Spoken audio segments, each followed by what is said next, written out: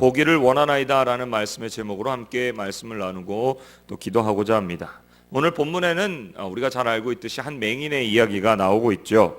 그런데 사실 오늘 본문에 나오는 이 맹인은 어쩌면 오늘 저와 여러분의 모습일 수도 있습니다. 왜 그럴까요?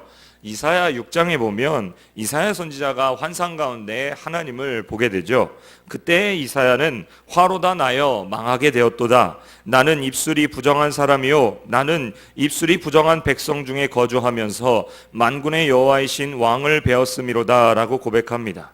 그리고 천사 중에 하나가 제단에 핀 숯불을 가지고 입술에 대면서 내 죄가 사하여졌다 라고 말씀하심을 경험하죠.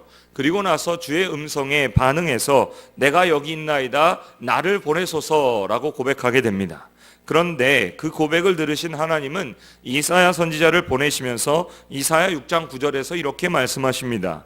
여호와께서 이르시되 가서 이 백성에게 이르기를 너희가 듣기는 들어도 깨닫지 못할 것이요 보기는 보아도 알지 못하리라. 무슨 말씀입니까? 내가 너를 지금 보내는데 내가 앞으로 만나게 될 사람들은 보기는 보아도 볼 수 없는 사람들이다. 보기는 보아도 볼 수 없는 사람들, 알 수 없는 사람들을 향해서 내가 너를 보낼 것이다 라고 말씀하신 것입니다. 보기는 보아도 알 수 없는 사람들이 누굴까요? 바로 우리가 교회를 다니면서도 예수님이 보이지 않는 사람이라고 말할 수가 있습니다. 즉 내가 신앙생활을 한다라고 말하면서도 주님을 만나지 못했다면 사실은 우리가 맹인과 똑같은 모습이라는 것이죠. 오늘 본문에 나오는 이 맹인은 예수님 앞에 꿇어 앉아서 이렇게 말합니다. 선생님이여 보기를 원하나이다. 맹인이 눈을 떠서 앞을 보게 된다는 것은 회복의 사건이죠. 이 회복은 오늘날 저와 여러분에게도 마찬가지로 필요한 회복입니다. 이제 보기는 보아도 알 수 없는 것에서 벗어나서 교회는 다니나 예수는 모르는 것에서 벗어나서 어두웠던 눈이 열리고 새로운 세상을 보는 눈이 회복되어야 되는 것이죠. 저와 여러분에게 이러한 회복이 일어나기를 소망합니다. 첫째로 우리는 그러려면 내 처지를 알아야만 하는 것이죠. 오늘 본문에 나오는 맹인은 바디메오라고 불리는 사람입니다. 히브리어에서 바라는 말은 아들이라는 뜻이죠. 그래서 바디메오는 디메오의 아들입니다. 오늘 본문의 배경을 살펴보면 이 바디메오는 여리고 성 안에 살고 있었던 사람입니다. 여리고는 굉장히 아름다운 도시죠. 역사적으로 볼 때 이스라엘 백성들이 광야를 거쳐서 가나안 땅으로 들어올 때 여리고를 거쳐서 들어오게 됩니다. 예루살렘에서 이 사해바다 쪽으로 내려가다 보면 사막이 있는데 그 사막에 내려가다가 만나게 되는 울창한 숲이 있는 도시가 바로 여리고라는 도시입니다. 이 여리고라는 이름의 뜻 자체가 아름다운 향기라는 뜻이 있죠. 여리고에서 예수님을 만난 사람이 또 누가 있을까요? 바로 우리가 잘 알고 있는 돌무화과 나무 위에 올라갔던 삭개오입니다. 이렇게 여리고에는 이 삭개오가 올라갔던 돌무화과 나무도 많이 있고 또 다른 종류의 종려나무도 많이 있고 또 장미나무도 굉장히 많이 있는 도시였습니다. 그래서 여리고의 또 다른 이름은 바로 장미의 도시라는 것이죠. 그런데 이 여리고의 경치가 아무리 좋다 한들 볼 수 없다면 그 모든 좋은 경치가 무슨 소용이 있을까요? 그토록 아름다운 경치를 볼 수 없었던 사람이 바로 맹인 바디메오였다라는 것입니다. 또한 본문 46절에 보면 이 사람은 맹인일 뿐만 아니라 거지였다라고 기록합니다. 이 당시에 맹인이면 당연히 거지일 수밖에 없습니다. 생활 능력이 없으니까 국어라는 것으로 그의 삶을 이어갈 수밖에 없었다라는 것이죠. 바디메오는 맹인이었고 거지였던 불쌍한 사람이었습니다. 그런데요, 이 바디메오는 지금 적어도 나의 처지가 말할 수 없이 불쌍하다는 것을 알 수가 있었습니다. 이것이 무슨 뜻일까요? 이 세상에는 지금 내 처지가 불쌍하다는 것을 깨닫지 못하는 사람이 너무나 많다는 것입니다. 사랑하는 성도 여러분, 왜 많은 사람들이 예수님께로 나아오지 못할까요? 왜 하나님께로 나오지 않겠습니까? 내가 불쌍한 존재라는 것을 깨닫지 못하기 때문에 그렇습니다. 마찬가지로 예수님의 구원의 복음이, 예수 그리스도의 십자가의 죽으심과 부활하심이, 성령의 역사하심이 오늘 저와 여러분에게 진정한 기쁨으로 다가오지 못한다면 내가 하나님의 구원을 필요로 하는 죄인이라는 것을 우리는 아직도 깨닫지 못하고 있는 것입니다. 인간은 누구나 그렇습니다. 다른 사람이 죄인이라는 것은 잘 깨닫는데 내가 죄인이라는 사실은 깨닫지 못한다는 것이죠. 우리는 종종 언론을 통해서 사회에 끔찍한 범죄들이 일어나는 소식을 듣습니다. 그러면서 우리는 어떻게 사람이 그럴 수가 있을까 하면서 놀라게 되는 것이죠. 그러나 그 범죄자의 얼굴들을 한번 살펴보십시오. 그렇게 엄청난 범죄를 지을 만한 얼굴일까요? 이른바 범죄자형 얼굴이라는 것이 따로 있는 것일까요? 아닙니다. 얼마든지 우리와 똑같은 평범한 얼굴로도 인간은 죄를 짓는다는 것입니다. 인간이라면 누구나 다 마음에 미움이 있고 죄가 있고 절망이 있고 불안이 있습니다. 인간은 단 한 사람도 빠짐없이 하나님의 용서가 아니고서는 새로워질 수가 없고 주님의 자비가 아니고서는 구원받을 수 없다라는 것입니다. 주님의 은혜가 없다면 하나님의 나라를 바라볼 수 없는 삶이라는 것이죠.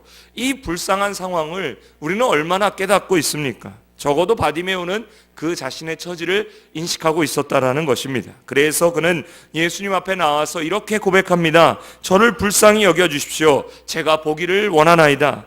우리가 눈을 떠서 보려면 가장 먼저 나의 불쌍한 처지를 인식하는 것이 중요합니다. 나의 죄를 깨닫고 내가 하나님의 은혜가 필요한 사람임을 깨달을 때 하나님의 은혜가 저와 여러분에게 임하게 될 줄로 믿습니다. 두 번째로는 오직 예수님만이 치유자라는 사실을 믿어야 합니다. 다 같이 오늘 본문의 47절 말씀을 보시고 다시 한번 함께 읽어보시겠습니다. 나사렛 예수시란 말을 듣고 소리질러 이르되 다윗의 자손 예수여 나를 불쌍히 여기소서 하거늘. 바디메오는 지금 사람들이 외치는 소리를 들었습니다. 나사렛 예수다. 예수가 왔다. 예수가 여리고를 지나가신다 라는 소리를 들었습니다. 그런데 이 바디메오가 주님 앞에 엎드려서 외칠 때에는 나사렛 예수여 라고 부르지 않았습니다. 어떤 호칭을 사용했을까요? 다윗의 자손 예수여 라고 부르짖었습니다. 이 부분을 주목해서 보십시오. 분명히 들을 때는 나사렛 예수라고 들었습니다.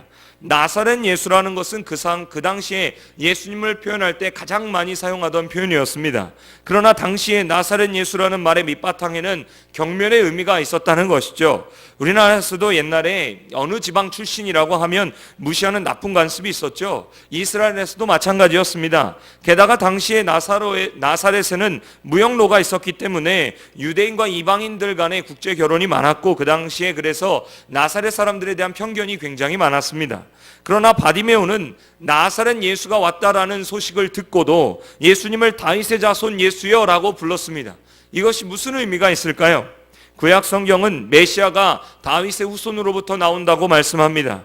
바디메오는 지금 내 삶을 치유하고 나를 구원하실 수 있는 메시아가 다윗의 후손으로 오신다는 것을 알고 있었고 예수가 그 메시아라는 믿음이 그 안에 있었다라는 것입니다. 이사야 35장 5절에서는 메시아의 통치가 임할 때 이렇게 말씀합니다. 그때 맹인의 눈이 밝을 것이며 못 듣는 사람의 귀가 열릴 것이며 그때 저는 자는 사슴같이 뛸 것이며 말 못하는 자의 혀는 노래하리니 이는 광야에서 물이 솟겠고 사막에서 시내가 흐를 것임이라. 지금 메시아의 하시는 일이 무엇이라고 말씀합니까? 맹인의 눈을 열어주고 못 듣는 사람의 귀를 열어준다는 것입니다. 마태복음 11장에는 감옥에 갇힌 침례 요한이 죽기 직전에 사람을 보내서 예수님께 이렇게 묻습니다. 우리가 기다려야 할 분이 당신이십니까? 요한은 예수님보다 앞서 와서 광야에서 외치는 자의 소리로서 주님의 길을 예비했죠. 그럼에도 불구하고 마지막 순간에 정말로 예수님이 메시아신지에 대해서 의문을 갖게 되었고 확인하고 싶었던 것입니다. 이때 예수님의 대답이 아주 독특합니다. 그래, 내가 바로 메시아다라고 대답하시면 아주 간단하실 텐데 그렇게 대답하지 않으십니다. 가서 요한에게 맹인이 눈을 뜨고 못 듣는 자가 듣고 있다라고 전해라 라고 하셨습니다. 이것이 바로 예수님이 메시아라는 증거가 되는 것이죠. 바디메오는 예수가 나의 눈을 뜨게 하실 수 있는 메시아라는 사실을 믿고 다윗의 자손 예수여 라고 고백하게 된 것입니다. 이것은 저의 추측이 아닙니다. 바디메오가 예수님을 메시아라고 믿었다는 증거를 오늘 본문에서 찾아볼 수가 있습니다. 우리 다 같이 본문의 52절 말씀을 함께 읽어보시겠습니다. 예수께서 이르시되 가라 내 믿음이 너를 구원하였느니라 하시니 그가 곧 보게 되어 예수를 길에서 따르니라. 예수님은 내 믿음이 너를 구원하였다라고 말씀하십니다. 바디메오의 무엇을 인정하셨습니까? 믿음을 인정하시게 된 것이죠. 이 믿음은 어떤 믿음일까요? 내 눈이 반드시 떠질 것이라는 강력한 믿음일까요? 아닙니다. 예수님이 지금 바디메오에게 말씀하신 그 믿음은 예수님만이 나를 구원하시고 나를 새롭게 하시기 위해서 보내심 받은 메시아라는 것을 믿는 그 믿음이었습니다. 사람들이 교회에 나와도 변화받지 못하는 이유가 무엇일까요? 예수를 메시아로, 예수를 구주로 믿는 믿음이 없기 때문에 그렇습니다. 정말로 저와 여러분의 인생이 새롭게 되기를 원한다면 예수님만이 나의 인생을 새롭게 하실 수 있는 메시아라는 사실을 믿는 저와 여러분이 되시기를 소망합니다. 어떻게 어두웠던 우리의 눈이 밝아질 수가 있을까요? 마지막 세 번째로 우리는 주님의 응답을 기다려야 합니다. 우리가 신앙생활하면서 기도를 하다가 쉽게 응답받지 못하면 몇 번 기도하다가 포기하는 경우가 많이 있습니다. 그러나 오늘 본문의 바디메오는 단 한 번의 요청으로 기도 응답을 받은 것이 아닙니다. 우리 다 같이 47절의 말씀을 함께 다시 한번 읽어보시겠습니다. 나사렛 예수시란 말을 듣고 소리질러 이르되 다윗의 자손 예수여 나를 불쌍히 여기소서 하거늘. 바디메오가 예수님을 부르자마자 응답받았던 것은 아닙니다.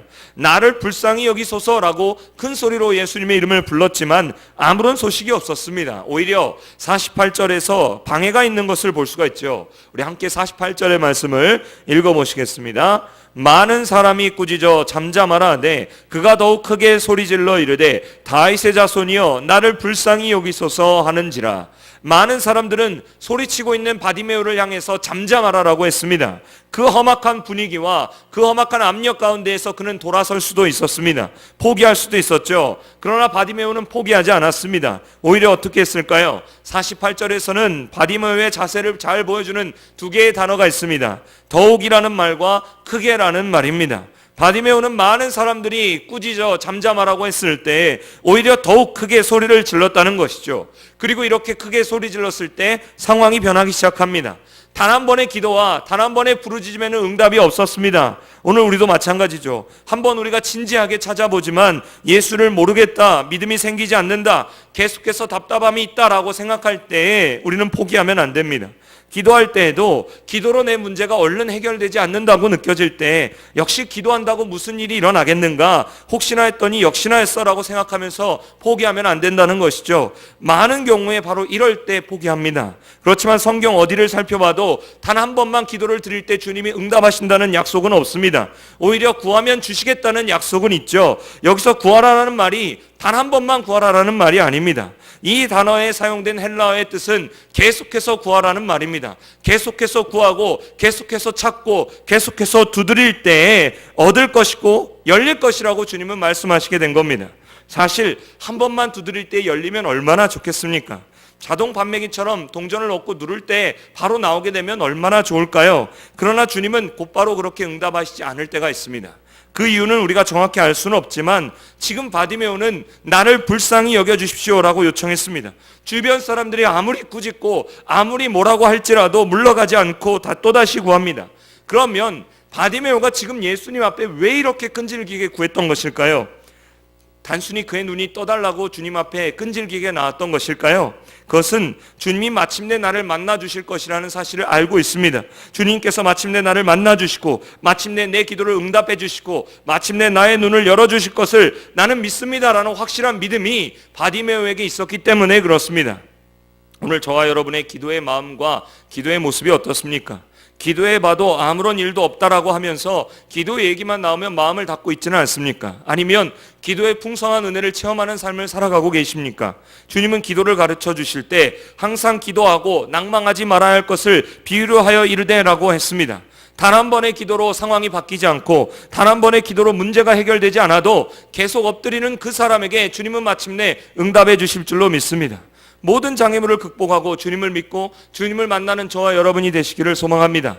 예수님은 그렇게 인내심을 가지고 장애물을 넘어서 주님 앞에 나아간 바디메오에게 어떻게 응답하셨을까요? 머물러 서서 그를 만나 주셨고 그를 불러 주셨습니다.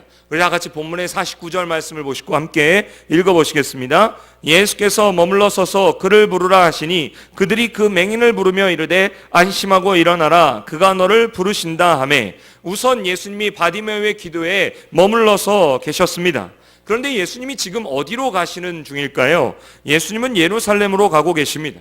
예루살렘에는 십자가가 기다리고 있죠. 주님은 십자가의 고통의 정체를 분명히 알고 계셨습니다. 예수님은 하나님이시기에 예루살렘에서 지금 기다리고 있는 모욕과 수치와 그 고통의 사건을 다 알고 계시면서도 그 길을 가고 계셨습니다. 고통을 당할 때마다 우리가 고통을 기다릴 때 더 힘겼다는 얘기를 하게 되죠. 바로 이 순간에, 바로 그 순간에 한 맹인이 주님 앞에 엎드려서 기도하고 있는 것입니다. 나를 불쌍히 여겨 주소서. 그것을 보시고 주님이 걸음을 멈추셨습니다. 그리고 그를 보시고 가까이 오라라고 말씀하십니다. 주님은 십자가가 기다리고 있는 예루살렘을 향해서 가시면서도 지금 고통받고 있는 한 사람의 기도를 외면하지 않으시고 머물러 서서 만나 주셨습니다. 주님은 언제나 그러신 분입니다.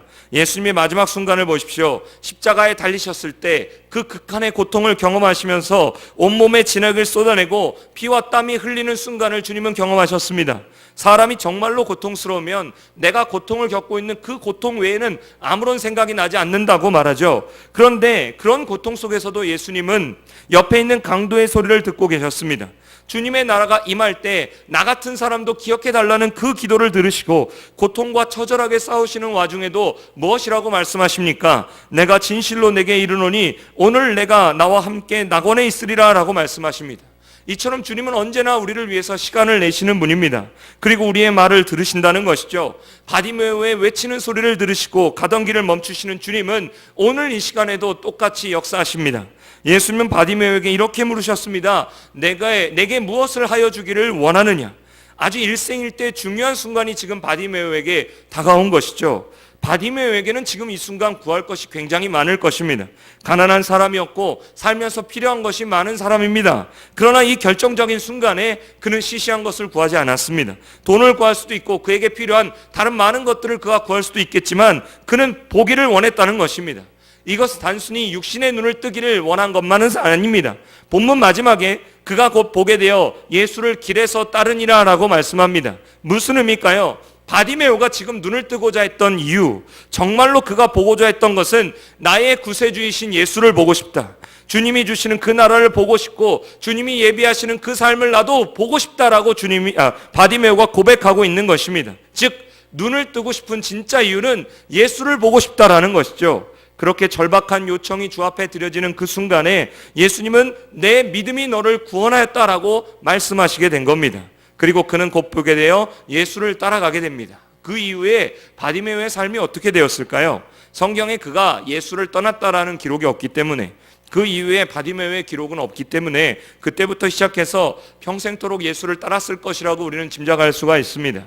주님을 만나는 순간에 눈이 열리고 은혜의 인생이자 완전히 새로운 인생이 바디메오에게 펼쳐지게 된 것이죠. 예수님을 진정으로 만나는 사람마다 이런 경험을 하게 됩니다. 바울의 경우도 마찬가지입니다. 사도행전 9장을 보게 되면 사울은 예수 믿는 사람들을 붙잡기 위해서 길을 가던 중이었습니다. 그러던 중에 다메섹 도상에서 호련히 하늘로부터 빛이 둘러져서 비추는 것을 경험합니다. 그 빛 가운데 땅에 엎드러지는 순간 한 음성을 듣게 되죠. 사울아 사울아 내가 어찌하여 나를 박해하느냐? 주여 누구시니까? 나는 내가 박해하는 예수다. 이렇게 사울이 예수를 만나는 순간에 두 가지의 일이 그에게 일어납니다. 어떤 일입니까? 나중에 사도행전 26장에 보면 바울이 그의 그때의 체험을 이렇게 고백하는 장면이 나옵니다. 주께서 이르시되 나는 내가 박해하는 예수라. 일어나 너의 발로 서라. 내가 내게 나타난 것은 곧 내가 나를 본 일과 장차 내가 내게 나타날 일에 너로 종과 증인을 삼으려 함이니 이스라엘과 이방인들에게서 내가 너를 구원하여 그들에게 보내어 그 눈을 뜨게 하여 어둠에서 빛으로 사탄의 권세에서 하나님께로 돌아오게 하고 죄사함과 나를 믿어 거룩하게 된 무리 가운데에서 기업을 얻게 하리라 하더이다. 사도 바울은 부활하신 주님을 만났고 부활하신 주님을 보았다라고 고백합니다. 그것으로 끝이 아니라 구원받은 자녀로서 사명의 눈이 열려서 자신이 해야 할 일을 보게 되었다라고 고백하고 있습니다. 전 세계를 다니면서 복음을 전해서 믿지 않는 사람들을 예수께로 인도하는 이방인의 사도로서 나를 주님이 세우셨다라고 고백하고 있는 것입니다. 사랑하는 성도 여러분, 우리도 우리의 앞이 보이지 않을 때가 있습니다. 미래가 보이지 않고 답답할 때가 있습니다. 교회에 다니고 있지만 아직 예수를 보지 못할 때도 있습니다. 바로 그때에 주님을 새롭게 만나는 저와 여러분이 되시기를 소망합니다. 이 순간에 우리가 해야 할 것은 주님 앞에 엎드려 주여 보기를 원하나이다 라고 기도하는 것입니다. 그리고 예수가 구세주 되심을 믿는 것이죠. 주님이 오늘 저와 여러분의 눈을 열어주시게 될 줄로 믿습니다. 이 시간에 눈을 떠 주님을 보게 되고 평생토록 우리의 삶을 주님과 함께 할 수 있는 저와 여러분이 되시기를 예수님의 이름으로 축원드립니다. 기도하시겠습니다. 아버지 하나님 감사합니다. 오늘 바디메오의 이야기를 통해서 오늘 우리의 모습이 주를 바라보지 못하는 모습이 아닌가 돌아보게 됩니다. 우리의 모습을 먼저 바라보게 하여 주시옵소서. 주님이 아니면 살아갈 수 없는 모습임을, 하나님의 은혜가 아니면 설 수 없는 모습임을 먼저 깨닫고 주님 앞에 고백할 수 있는 믿음의 모습들이 되게 하여 주시옵소서. 오직 주님만을 철저히 고백하기를 소망합니다. 오직 주님만이 나의 구원자가 되심을 믿음으로 고백하기를 원합니다. 주여, 그 믿음으로 주여 이제는 내가 보기를 원하나이다. 예수를 보기를 원하나이다. 주님을 보는 믿음의 삶을 살아가기를 원하나이다. 다시 한번 고백할 수 있는 믿음의 고백들이 우리의 입술에서 나올 수 있도록 주님 도와 주시옵소서. 주님께서는 우리의 기도를 들어주시게 될 줄로 믿습니다. 낭망하지 아니하며 포기하지 아니하며 주님께 나와 간절히 주의 이름을 부르짖으며 간구하는 기도의 제목들마다 하나님 응답하여 주시고 역사하여 주시게 될 줄로 믿사오니 오직 이 시간 성령의 충만하심을 구하며 주의 이름을 부르짖는 주님의 자녀들이 되게 하여 주시옵소서. 그러므로 우리의 삶이 주를 따라가는 믿음의 삶을 살아갈 수 있도록 주여 역사하여 주시옵소서. 감사와 찬양을 주님께 드리며 예수님의 이름으로 기도드립니다. 아멘.